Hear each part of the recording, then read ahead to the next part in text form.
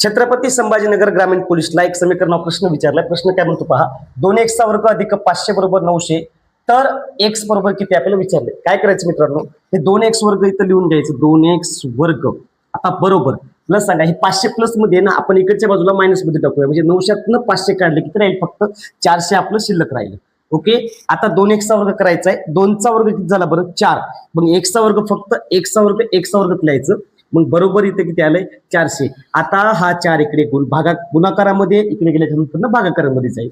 आपण भाग देऊया. 4 एके 4, 4 10 40 आणि शून्याला 0, म्हणजे x वर्ग बरोबर आपला आलंय 100. आपल्याला x वर जी किंमत नाही पाहिजे, फक्त x ची किंमत पाहिजे ना. मग दोन्ही बाजूचे वर्गमूळ जर घेतले, x बरोबर किती येईल, 100चं वर्गमूळ 10 येईल. म्हणजे आपलं उत्तर किती आले, पर्याय क्रमांक 3. बीड जिल्हा पोलीसला असाच एक प्रश्न विचारला बघा. प्रश्न काय म्हणतो, जर 2 कंसामध्ये x चा वर्ग बरोबर वर्गमुळामध्ये 1024, तर x ची किंमत किती.